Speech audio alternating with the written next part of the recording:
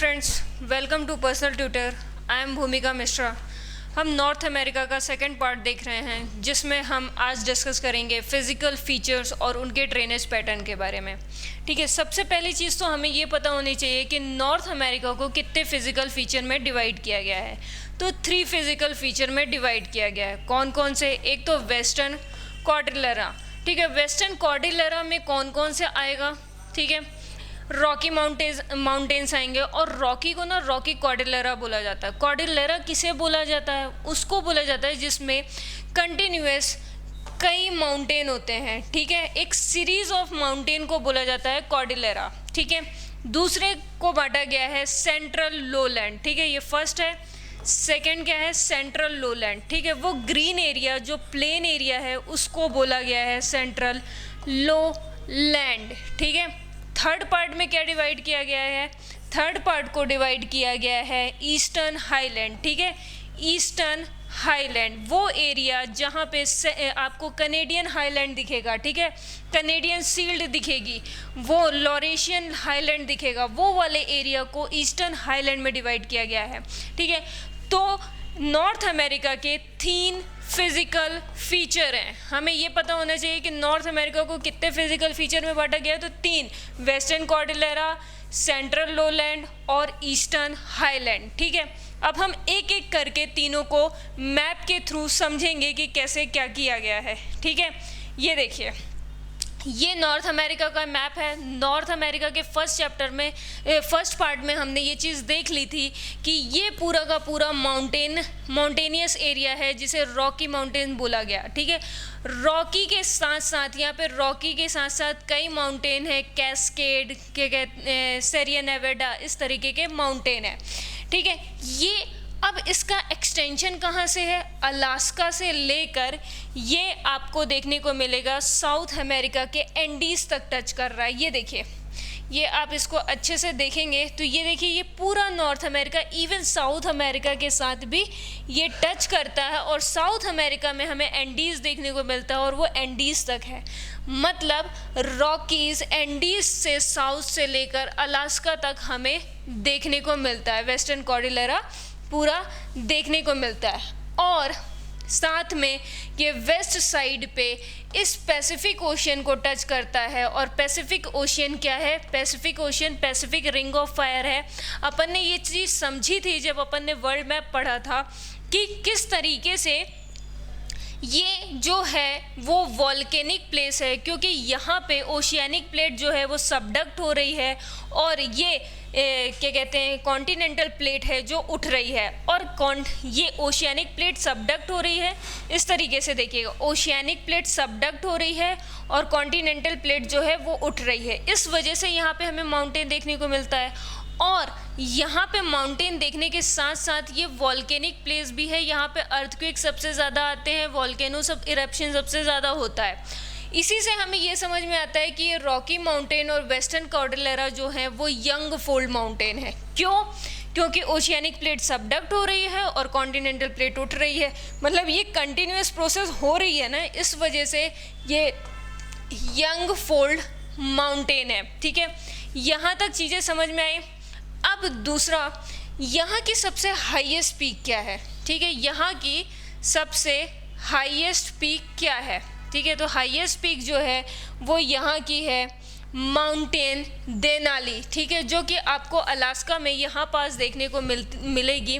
ठीक है, mountain Denali जो है यहाँ की हाईएस्ट पीक है।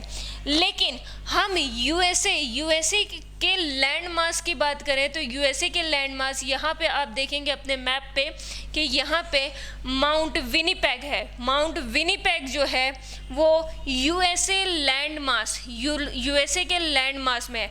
अब आप ये सोचेंगे कि यूएसए ये भी है, ठीक है, अलास्का का पार्ट भी यूएसए, तो हम ये क्यों अलग कह रहे हैं कि यूएसए का विनिपेग है और पूरे के पूरे नॉर्थ अमेरिका के माउंट देनाली जो है वो हाईएस्ट पीक है? हम ऐसा क्यों कह रहे हैं? ठीक है, आपके दिमाग में ये क्वेश्चन आएगा। हम इसलिए बोल रहे हैं, इसलिए इस तरीके से बोल रहे हैं क्योंकि ये कंटिन्यूअस लैंड मास है। कंटिन्यूअस लैंड मास का जो है वो विनिपेग है, लेकिन ओवरऑल उसकी बात करें, नॉर्थ अमेरिका की बात करें तो वो माउंट देनाली है। यहाँ तक कोई कंफ्यूजन? ठीक है। और एक चीज़ जो है वो ये है कि रॉकी माउंटेन में, वेस्टर्न कॉर्डिलेरा में सिर्फ रॉकी माउंटेन नहीं है, यहाँ पे अलास्का रेंज देखने को मिलेगी आपको। यहाँ पे आप देखेंगे तो यहाँ पे आपको कोस्ट माउंटेन देखने को मिलेगा, कैस्केड देखने को मिलेगा, यहाँ पे सेरिया नेवेडा देखने को मिलेगा आपको। ठीक है, यहाँ पे सेरिया मैड्रे देखने को मिलेगा। ठीक है, इस वाले रेंज पे। तो इस तरीके से कई माउंटेन अपन को देखने को मिलते हैं। ठीक है, यहाँ पे देखने को मिलते हैं। ये था पहला फिजिकल डिवीजन था जो हमने समझा है कि वेस्टर्न माउंटेन क्या होते हैं। नेक्स्ट देखते हैं, नेक्स्ट क्या है, नेक्स्ट क्या कौन सा है? Central highland. ठीक है, सेंट्रल हाईलैंड। तो सेंट्रल हाईलैंड कौन सा है? ये गल्फ ऑफ मैक्सिको से लेकर हडसन के बीच में ये जितना भी ग्रीनरी वाला एरिया आपको दिख रहा है ना, ये सब का सब क्या है? सेंट्रल हाईलैंड है। ठीक है, अब मुझे एक बात बताइए, आप खुद देखकर बताइए कि इस सेंट्रल हाईलैंड में सबसे ज़्यादा आपको कौन सी चीज़ें देखने को मिल रही हैं? सबसे ज़्यादा देखने को मिल रहे हैं आपको यहाँ पे लेक्स। ठीक है, यहाँ के 5 इम्पॉर्टेंट लेक हैं जिसको आपको अच्छे से लर्न करना है। Lake Superior, Lake Michigan, Lake Erie, Lake Huron, Lake Ontario. ठीक है, ये सारे इम्पॉर्टेंट है। इसको लर्न करने का क्या प्रोसेस है? इसको होम्स के नाम से लर्न कीजिएगा। ठीक है, H फॉर हुरॉन, ठीक है, O for Ontario, M for Michigan, E for Erie, S for Superior lake. ठीक है, यहाँ तक समझ में आई? इसमें एक बहुत प्रोमिनेंट क्वेश्चन बनता है कि इनमें से कौन सा ऐसा लेक है जो सिर्फ और सिर्फ यूएसए का है? तो वो कौन सा है? Lake Michigan. इस तरीके से याद कर सकते हो कि जो बीच में आएगा वही सिर्फ और सिर्फ यूएसए का है। तो लेक मिचिगन जो है वो सिर्फ और सिर्फ यूएसए का है। देखिएगा, यूएसए और कनाडा को जो काटने वाली लाइन है ना, उसे 44 पैरेलल बोलते हैं। ठीक है, 44 पैरेलल बोलते हैं। अब देखिए, ये यहाँ से इसको कट किया, ठीक है, ये यहाँ से इसको कट किया, ये इस तरीके से जो कनाडा और यूएसए की जो बॉर्डर लाइन है ना, वो इस तरीके से है। इसमें सिर्फ एक लेक जो है वो सिर्फ और सिर्फ पूरा का पूरा यूएसए के पास मिल जाता है। ठीक है, और यहीं पे आपको देखने को मिलेगा, यहाँ पे एक डेट्रॉइट प्लेस है। ठीक है, डेट्रॉइट, शिकागो, ठीक है, ये सारे बहुत फेमस प्लेसेस हैं जहाँ पे ऑटोमोबाइल कंस्ट्रक्शन और ये सारी चीज़ें होती हैं। ओटावा देख लीजिए, ओटावा भी लेक ओंटारियो के पास है और लेक सुपीरियर रिवर के पास है। आगे हम ड्रेनेज पैटर्न के बारे में भी समझेंगे। ठीक है, सिर्फ क्या इतने ही लेक्स हैं जो इम्पोर्टेंट है? नहीं, ये सिर्फ और सिर्फ यूएसए और कनाडा के बीच में है। देखिए, यहाँ पे आप देखेंगे लेक विनीपेग। ठीक है, लेक विनीपेग जो है वो भी इम्पॉर्टेंट है। ठीक है, और कौन से लेक इम्पॉर्टेंट है? लेक स्लेव लेक इम्पॉर्टेंट है, लेक बियर लेक जो है वो इम्पॉर्टेंट है। इस तरीके से आप देखेंगे कि जो भी इम्पॉर्टेंट लेक्स हैं वो आपको यहाँ पे दिखेंगे। अब नेक्स्ट क्वेश्चन ये आता है कि ऐसा क्यों है कि यहाँ पे इतने सारे लेक्स हैं? ठीक है, ये क्वेश्चन भी राइज होता है कि नॉर्थ अमेरिका में इतने ज़्यादा लेक्स क्यों हैं? उसका रीज़न ये है कि ये जो जब आपने मेरी फर्स्ट क्लास देखी होगी वर्ल्ड मैप वाली, तो हमने ये सारा कुछ डिस्कस किया था, लैटिट्यूड लॉन्गिट्यूड की बातें। अब आप देखोगे कि यहाँ से आर्कटिक सर्कल पास होती है, ठीक है, और यहाँ से ट्रॉपिक ऑफ कैंसर पास होती है। ठीक है, तो ये कौन सा जोन हुआ? टेम्परेट जोन हुआ। और टेम्परेट जोन में सन की रेसेस जो हैं वो स्लैंटिंग पड़ती हैं, और स्लैंटिंग पड़ने की वजह से ये एरिया कौन सा होता है? Cool area. मतलब यहाँ पे ठंडा होगा एट प्रेजेंट की सिचुएशन से हम समझे। इसके आगे हम यदि आज से 200 ईयर्स एगो या फिर 2000 ईयर्स एगो की बात करें, तो ये पूरा का पूरा एरिया जो था वो आइस कवर था। ठीक है, पूरे के पूरे में आइस था। और फिर हमने ये भी पढ़ा है कि जब आइस होता है, ग्लेशियर होती है, तो वो भी इरोजन करती है, ठीक है। तो जब आइस हटा और उसने इरोजन किया तो इस वजह से हमें इस तरीके के पैचेस देखने को मिलते हैं। देखिए कितने सारे पैचेस देखने को मिल रहे हैं और ये सारे पैचेस क्या हैं, लेक्स हैं, ठीक है। तो ये किसकी वजह से देखा, क्योंकि बहुत पहले ये आइस कवर्ड था और वो आइस कवर्ड जब हटा तो हमें ये सारी चीज़ें देखने को मिली, ठीक है। इस तरीके से ये पूरा सेंट्रल हाईलैंड है। ये क्यों इम्पोर्टेंट है, ये इसलिए इम्पोर्टेंट है क्योंकि यहाँ पे हमें क्या कहते हैं, एग्रीकल्चर करने को मिलता है, ठीक है। यहाँ पे देखिए, यहाँ पे कैनेडियन शील्ड है, ये पूरा एरिया जो है वो कैनेडियन शील्ड है, ठीक है। कैनेडियन शील्ड जो है वो ईस्टर्न हाईलैंड में आता है, ठीक है। यहाँ तक था पूरा सेंट्रल हाईलैंड, ठीक है, सेंट्रल लोलैंड, ठीक है, जो कि हमने समझा। आगे बढ़ते हैं, आगे बढ़ते ही हम समझते हैं ईस्टर्न हाईलैंड के बारे में, ठीक है। ईस्टर्न हाईलैंड में ये वाला जो एरिया है, ठीक है, ये क्या है, कैनेडियन शील्ड है, ठीक है। यहाँ पे आपको मिलेगा लैब्राडोर हाईलैंड, ठीक है। ये शील्ड, पहली बात तो ये समझते हैं कि इस शील्ड को शील्ड क्यों बोलते हैं, ठीक है। शील्ड होता क्या है, देखो शील्ड जो होता है वो बहुत पहले जो होता है वो माउंटेन होता है, इरोजन होते होते वो प्लेटू बनता है और प्लेटू भी जब इरोड हो जाता है ना तो वो शील्ड बनता है, ठीक है। अब ये शील्ड जो होते हैं वो बहुत इंपॉर्टेंट होते हैं क्योंकि यहाँ पे सबसे अच्छे मिनरल्स मिलते हैं हमें, ठीक है। दैट्स मीन ये कैनेडियन शील्ड और लैब्राडोर एरिया वाला जो ये पूरा एरिया है वो इसलिए इम्पॉर्टेंट है क्योंकि यहाँ पे सबसे ज़्यादा क्या मिलते हैं हमें, सबसे ज़्यादा मिनरल्स जो हैं वो हमें यहाँ पे मिलते हैं।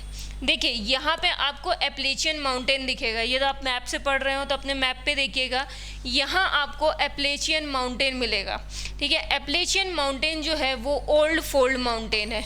What is old fold mountain, जो माउंटेन बना तो फोल्ड से है, ठीक है। फोल्ड मतलब कि किसी के सबडक्शन और किसी के अपलिफ्टमेंट की वजह से ही बना है, लेकिन अब वो ग्रो नहीं कर रहा है, ठीक है, उसकी ग्रोथ रुक गई है, अब उसका इरोजनल प्रोसेस स्टार्ट हो गया है, तो उसे बोला जाता है ओल्ड फोल्ड माउंटेन, ठीक है। तो एप्लेचियन माउंटेन ओल्ड फोल्ड माउंटेन हो और यहाँ पे भी मिनरल्स है। कोई भी माउंटेन यदि फोल्ड माउंटेन है तो वहाँ पे मिनरल्स जो हैं वो आपको बहुत ज़्यादा मिलेंगे। क्यों, क्योंकि अर्थ के इंटीरियर से जो मिनरल्स बाहर आते हैं वो इग्नियस रॉक के फॉर्म में आते हो और इग्नियस रॉक जो होती है वो जब लावा बाहर निकलता है उसकी वजह से ये माउंटेन फॉर्म होते हैं और उसी की वजह से फोल्ड माउंटेन देखने को मिलते हैं, ठीक है। अब यहाँ पे एक चीज़ और देखने को मिलेगी आपको, यहाँ पे इस वाले एरिया में आपको एक चीज़ और देखने को मिलेगी। ये ग्रेट सॉल्ट लेक के पास यहाँ पे आपको देखने को मिलेगा येलो स्टोन नेशनल पार्क। यहीं पे येलो स्टोन नेशनल पार्क, यहाँ पे क्या होता है, यहाँ पे ना 90 मिनट्स के लिए, दिन में एक बार 90 मिनट्स के लिए गीज़र की तरह गर्म पानी आता है, ठीक है। गीज़र की तरह गर्म पानी आता है। उसका भी रीज़न यही है कि जो प्लेट है वो सबडक्ट हो रही है, जब सबडक्ट होती है तब वो गर्म होती है, ठीक है। जब वो अर्थ के अंदर जा रही है, अर्थ के इंटीरियर में वैसे ही गर्म चीज़ें हैं, तो सबडक्शन की वजह से उसकी जो गर्माहट है ना वो वहाँ तक मिल रही है और यहाँ पे वही आइस एज की वजह से, गैप्स होने की वजह से हमें यहाँ पे गीज़र जैसा गर्म पानी मिलता है। दूसरा, हमने नॉर्थ अमेरिका के हाईएस्ट पीक के बारे में बात की, माउंट देनाली, ठीक है। तो लोएस्ट पीक जो है वो ग्रेट सॉल्ट लेक है, ठीक है। लोएस्ट पीक क्या है, लोएस्ट पॉइंट क्या है, ग्रेट सॉल्ट लेक है, ठीक है। यहाँ पे नॉर्थ अमेरिका में वर्ल्ड का सबसे बड़ा कैनियन है, ठीक है। व्हाट इज़ कैनियन, कैनियन क्या होता है, वो एक गहरी खाई जहाँ से पानी निकलता है, मतलब कि कोई रिवर निकलती है, ठीक है। तो सबसे डीपेस्ट कैनियन जो है वो यहाँ पे है, जो कि कोलोराडो प्लेटू, ये भी यूएसए के पास है। यहाँ पे आप अपनी बुक में देखेंगे तो यहाँ पे कोलोराडो प्लेटू के पास है और उसमें कोलोराडो रिवर जो है वो फ्लो करती है, ठीक है। ग्रैंड कैनियन है वर्ल्ड का, ठीक है, वो यहाँ पे आपको नॉर्थ अमेरिका में देखने को मिलेगा। होपफुली ये समझ में आया होगा। इसके आगे अपन बढ़ते हैं। इसके आगे है ड्रेनेज पैटर्न। ठीक है, हमने इस वाले सेक्शन में क्या क्या देखा? फिजिकल डिवीजन देखा, जिसमें वेस्टर्न कॉर्डिलेरा की बात की हमने, सेंट्रल हाईलैंड की बात की हमने, और ईस्टर्न हाईलैंड, सेंट्रल लोलैंड की बात की, और ईस्टर्न हाईलैंड की बात की। ठीक है, ये सारी चीज़ें हमने समझी। नेक्स्ट हम आगे देखते हैं। नेक्स्ट क्या है? Next drainage pattern. ठीक है, ड्रेनेज पैटर्न का मतलब क्या समझते हैं? पहले ड्रेनेज पैटर्न होता क्या है? ड्रेनेज पैटर्न मतलब कि रिवर्स, ठीक है, किस तरीके से रिवर्स फ्लो करती है, क्या होता है, कहाँ पे पानी मिलता है, कहाँ पे नहीं मिलता, ये सारी चीज़ें हैं। यहाँ पे देखिए, नॉर्थ अमेरिका की सबसे बड़ी रिवर है मिसिसिपी मिसौरी। ठीक है, मिसिसिपी मिसौरी जो है वो मेन रिवर है। ये ओरिजिनेट कहाँ होती है? यहाँ पे हमने देखा था, यहाँ पे क्या है? रॉकीज़ हैं, तो रॉकीज से ओरिजिनेट होती है। ठीक है, इसके जो ट्रिब्यूटरीज़ हैं, ट्रिब्यूटरीज़ और डिस्ट्रीब्यूटरी भी हमने समझा है कि ट्रिब्यूटरीज़ क्या होती हैं। जैसे कोई भी रिवर आकर मेन रिवर से ज्वाइन होती है, ट्रिब्यूटरी मेन रिवर कई पार्ट्स में यदि डिवाइड कर देती है अपने फ्लो को, तो वो क्या हो गया? डिस्ट्रीब्यूटरी। ठीक है, तो ये ऐसे फ्लो हो रही है, गल्फ ऑफ रॉकी से ओरिजिनेट होकर गल्फ ऑफ मैक्सिको पे अपना वाटर ड्रेन आउट करती है। तो यहाँ पे देखिए किनकी ट्रिब्यूटरी कौन कौन सी है? Ohio, Tennessee, Platte, Arkansas, Canadian, Red, ये सारी जो हैं इसकी ट्रिब्यूटरी हैं। और ये यूएसए नहीं, नॉर्थ अमेरिका की सबसे बड़ी रिवर है। ठीक है, नेक्स्ट रिवर जो है वो है सेंट लॉरेंस रिवर। ठीक है, सेंट लॉरेंस रिवर जो है ये भी रॉकीज से ओरिजिनेट होती है, और ये जो है वो फ्लो होती है इन लेक्स के अंदर से। ठीक है, इन लेक्स के अंदर से फ्लो होती है, और ये एंड होती है गल्फ ऑफ लॉरेंस में। ठीक है, गल्फ ऑफ लॉरेंस पे, और ये बिजिएस्ट रिवर है। ठीक है, क्योंकि यहाँ पे नॉर्थ अटलांटिक, इधर यूरोप है, तो यूरोप से जितने भी ट्रांसपोर्ट होते हैं वो इस रिवर के थ्रू अंदर इंटर लेते हैं। क्योंकि नॉर्थ अमेरिका में आप देखोगे तो 3 ही स्टेट हैं जो क्या कहते हैं, वेल डेवलप हैं। 3 ही कंट्री हैं जो वेल डेवलप हैं, एक कनाडा, एक यूएसए और एक मैक्सिको। ठीक है, तो ये यहाँ से ये बिजिएस्ट रिवर है नॉर्थ अमेरिका की, जहाँ से ये इंटर करते हैं। ठीक है, इनकी भी 2 रिवर हैं जो ट्रिब्यूटरी हैं, ओटावा और कॉन। ठीक है, ये ट्रिब्यूटरी रिवर है। नेक्स्ट एक रिवर आती है, वो है रियो ग्रांडे। ठीक है, रियो ग्रांडे जो रिवर है वो मैक्सिको और यूएसए को अलग करती है। ठीक है, मतलब बाउंड्री बनाती है। मैक्सिको और यूएसए की बाउंड्री कौन बनाता है? रियो ग्रांडे जो है क्या कहते हैं, यूएसए और मैक्सिको की बाउंड्री बनाती है। उसी तरीके से सेंट लॉरेंस जो है वो यूएसए और कनाडा की बाउंड्री बनाती है। ठीक है, इस तरीके से ये इम्पॉर्टेंट रिवर्स हैं। दूसरा कोलोराडो रिवर, कोलंबिया रिवर। ठीक है, ये देखिए, ये कोलोराडो रिवर, कोलंबिया रिवर, ये सब रॉकी से ओरिजिनेट होती है। बस आपको ये देखना है कि कहाँ पे ड्रेन करती हैं। ठीक है, ये ड्रेन कर रही है गल्फ ऑफ कैलिफोर्निया में Colorado River, Columbia Pacific Ocean में। ठीक है, फेजर रिवर पैसिफिक ओशियन में। फेजर रिवर जो है वो कनाडा में फ्लो करती है। ये चीज़ ध्यान रखिएगा कौन सी कंट्री में फ्लो कर रही है।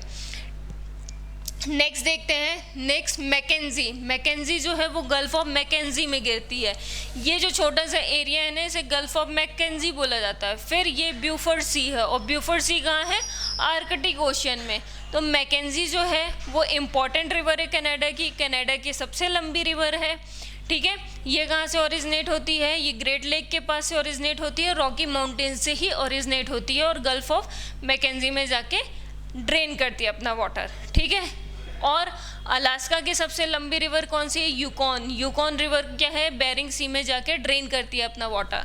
ठीक है, ये भी कहाँ से ओरिजिनेट होती है? ये भी रॉकी से ओरिजिनेट होती है। इन शॉर्ट ऑफ, ये कोई भी रिवर आती है नॉर्थ अमेरिका की और आपको नहीं पता है कि वो कहाँ से ओरिजिनेट होती है, वो रॉकी से ओरिजिनेट होती है।